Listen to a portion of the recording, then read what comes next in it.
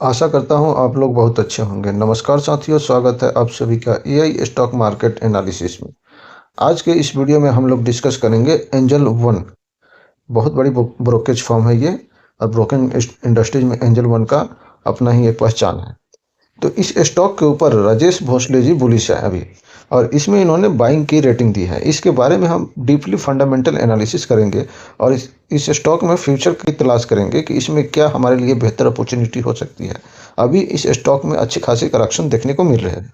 तो इस स्टॉक के बारे में कुछ एनालिस्ट के द्वारा टारगेट विथ स्टॉप लॉस के साथ सजेस्ट किया गया है।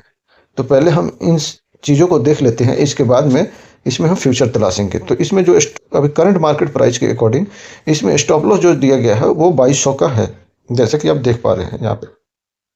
और करंट मार्केट प्राइस है अभी इसका 2342 का।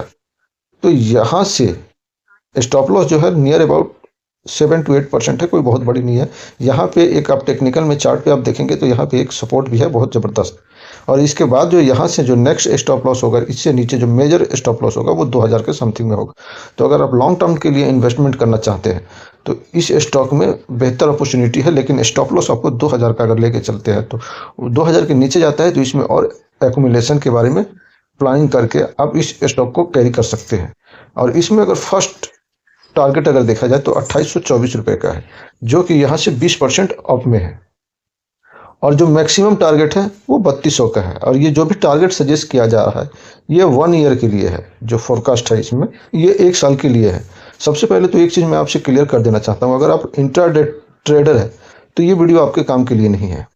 और यदि आप 3 मंथ, 6 मंथ, 1 साल, 5 साल और 10 साल के व्यू से इस वीडियो को वॉच कर रहे हैं तो आप इस वीडियो में कंटिन्यू बने रहें।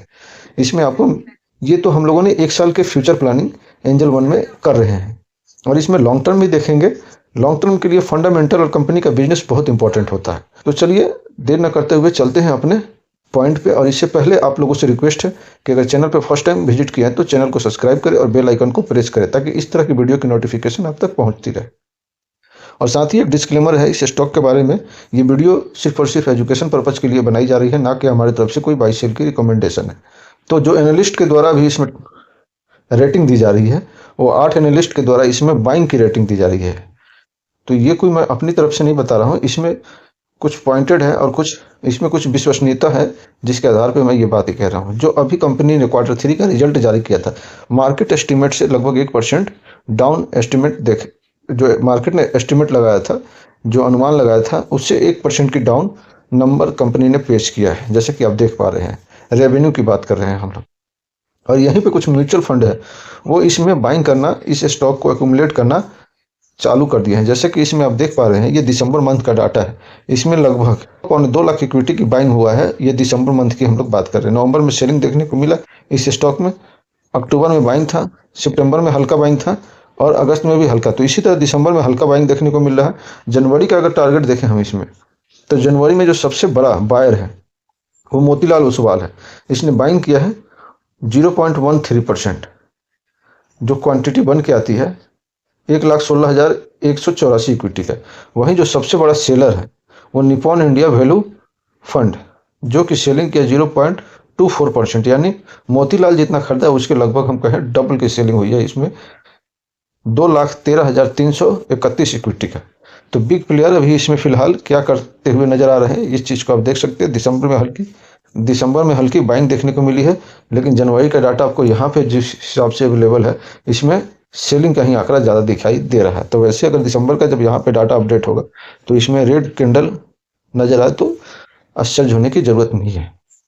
यही इस कंपनी के बारे में थोड़ा सा हम एक अनुमान लगाते हैं, इस कंपनी के बारे में थोड़ा सा अपडेट लेते हैं कि ये कंपनी करती क्या है। तो कंपनी का जो अभी फिलहाल फोकस है, कंपनी चैनलों और उत्पादों के माध्यम से अपने सहायक व्यवसाय का विस्तार कर रही है और धन प्रबंधन में प्रवेश कर रही है। और ये QIP के जरिए कुछ धन कंपनी ने लगभग 1500 करोड़ रुपए जुटाए हैं। यही कंपनी के कुछ डिटेल है। ये total client base 22.2 million and gross client 2.9 and NSE active client 6.1 million and number of order 471 million. Average daily, ये सारी डिटेल्स आप इसमें पढ़ सकते हैं। मैं एक ग्रोस बुकिंग 68% है, डिपॉजिट 4% है, तो ये सारी डिस्कशन है, ये सारी पॉइंटें हैं जो कि आप रीड कर सकते हैं। मैं पढ़ूँ तो वीडियो काफ़ी लंबी होते जाएगी, तो वीडियो के अंत तक बने रहिएगा। इसमें आपको अब चलिए हम लोग फंडामेंटल देख लेते हैं इसकी, इस कंपनी में क्या फ्यूचर दिख रहा है। तो साथियों, अभी तक हम लोगों ने एंजल वन के बारे में देखा कि कुछ विशेषज्ञों के द्वारा क्या इस स्टॉक में एक्सपेक्टेड आंकड़े दिए गए हैं, जो कि आप टारगेट और स्टॉप लॉस के माध्यम से जान सकते हैं। अब हम इसका फंडामेंटल देख लेते हैं। फंडामेंटल में कंपनी का एक तरह से बेस पता चलता है हमें। तो एंजल वन का जो मार्केट कैप है वो 21,158 करोड़ का है। स्टॉक पी जो है 15.8 का है और इंडस्ट्रीज पी जो है वो 14 का है। तो ये लगभग जो इंडस्ट्रीज पी है उसी के आसपास में अभी करंटली स्टॉक ट्रेड करता हुआ नजर आ रहा है। आरओसी की बात करें तो नियर अबाउट 39 का है और आरओई 43.3 का है।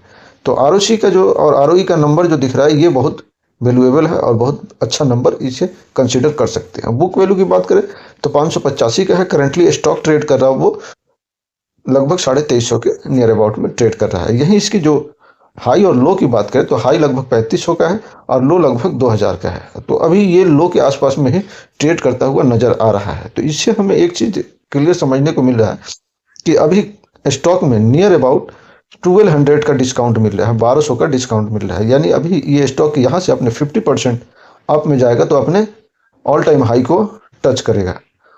तो ये 50% समझ लीजिए अभी ये डिस्काउंट पे स्टॉक वैसे तो है नहीं, लेकिन हम कंसीडर करते हैं कि 50% डिस्काउंट पे ये स्टॉक अभी अवेलेबल है।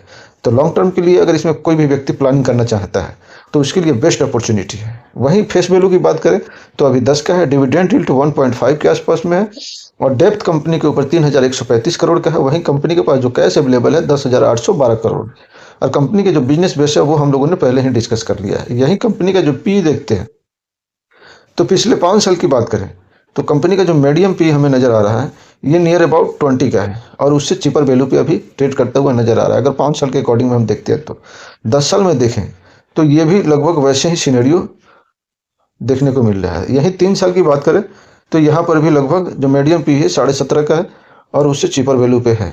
और लास्ट 1 साल की बात करें तो ये भी वहीं हमें नजर आ रहा है।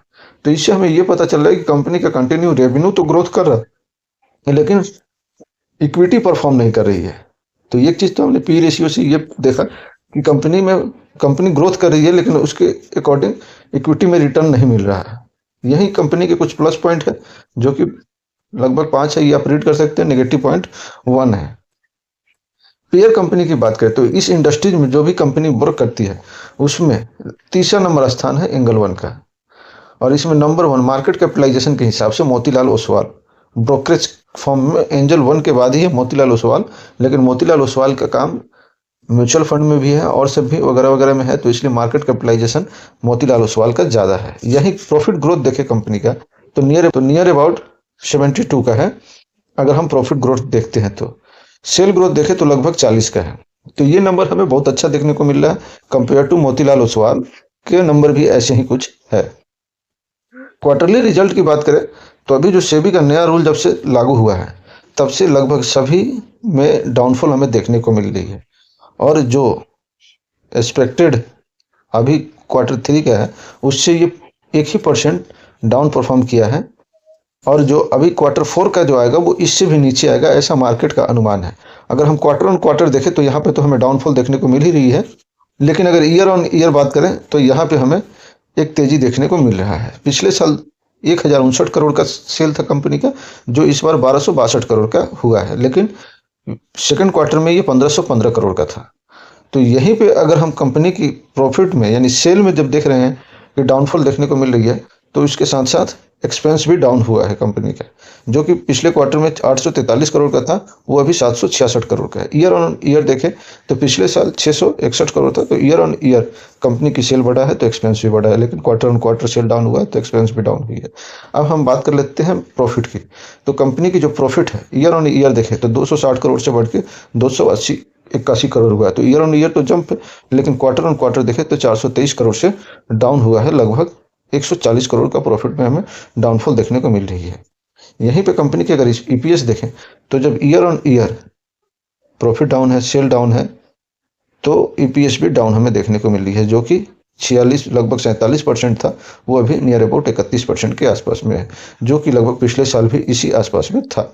तो पिछले साल से अगर कंपेयर करें तो प्रॉफिट में लगभग 20 करोड़ का जंप देखने को मिल रहा है। उसी के हिसाब से ईपीएस भी उछलता हुआ नजर आ रहा है। तो ये तो हम लोगों ने देखा कंपनी की क्वार्टरली रिजल्ट। अब आइए थोड़ा सा देख लेते हैं कंपनी की बैलेंस शीट। बहुत इंपॉर्टेंट होता है लॉन्ग टर्म ग्रोथ के लिए। तो कंपनी का जो अभी रिजर्व है कंपनी के पास वो लगभग 5,188 करोड़ का है। यही कंपनी की जो लायबिलिटी है वो लगभग 10,000 करोड़ के आसपास में है। कंपनी की एसेट्स की बात करें तो ये ईयर ऑन ईयर ग्रोथ होता हुआ नजर आ रहा है। जहां 2015 में 974 करोड़ कंपनी का एसेट्स था, वो आज बढ़ के 18,406 करोड़ पे पहुंच गया है। तो ये बहुत बढ़िया चीज़ है। कंपनी अपने बिजनेस को एक्सपेंड कर रही है, लेकिन उसके साथ साथ अपना एसेट्स भी बढ़ा रही है। शेयर होल्डिंग पैटर्न की बात करें तो शेयर होल्डिंग पैटर्न फिलहाल अभी प्रोमोटर के पास लगभग 35.5% देखने को मिल रहा है। यही एफआई की बात करें तो एफआई जहां सारे स्टॉक को सेल कर रहे हैं, वो इसमें लगभग ठीक ठाक 1.5% के आसपास में नंबर बढ़ता हुआ दिख रहा है, जो कि तीसरे क्वार्टर का फिगर इसमें अपडेट हो गया है। डीआई की बात करें तो इसमें डीआई भी इंटरेस्ट ले रहे हैं। चूंकि स्टॉक में लगभग 50% का करेक्शन हो चुका है, इस वजह से सबको सस्ता दिख रहा है। यही स्मॉल इन्वेस्टर का भरोसा इसमें से निकला है, जो कि लगभग इन्होंने अपना 3% इसमें अपनी स्टेक डाउन किए हैं। तो पब्लिक जहां से निकल रही है वो स्टॉक एक तरह से बेहतर हो रहा है, इस बात का ये इंडिकेशन मिल रहा है। तो ये तो हम लोगों ने फंडामेंटल देख, इसमें फ्यूचर क्या हो सकता है। और यही कंपनी की कंपाउंडिंग सेल की अगर बात करें तो कंपाउंडिंग सेल बहुत बढ़िया नंबर देखने को मिल रहा है। कंपाउंडिंग प्रॉफिट ग्रोथ देखे तो ये भी एक अच्छा नंबर देखने को मिल रहा है। इससे बेहतर बाई द वे ही कहीं देखने को मिल जाए। स्टॉक प्राइस सीएजीआर देखे तो लास्ट 1 ईयर का नेगेटिव में है, बाकी 3 साल पहले ही कंपनी का नंबर इसमें अपडेट होना चालू हुआ है। रिटर्न ऑन इक्विटी की बात करें तो ये बहुत बेहतरीन नंबर है, चूंकि ये स्टॉक दिया भी है, रिटर्न बहुत ज़बरदस्त है। तो फंडामेंटल एनालिसिस आपको कैसा लगा इसके बारे में कमेंट जरूर करें। और एंजल वन के कितनी इक्विटी आपके पास पड़ा हुआ है ये भी मेंशन जरूर करते। तो आशा करता हूँ आपको हमारी तरफ से दी हुई जानकारी से आप संतुष्ट होंगे। तो कृपया चैनल को सब्सक्राइब करें, बेल आइकन को प्रेस करें और अपने विचार कमेंट बॉक्स में जरूर साझा करें। मिलते हैं अगले वीडियो में, तब तक अपना ख्याल रखिएगा। जय हिंद, वंदे मातरम, भारत माता की जय।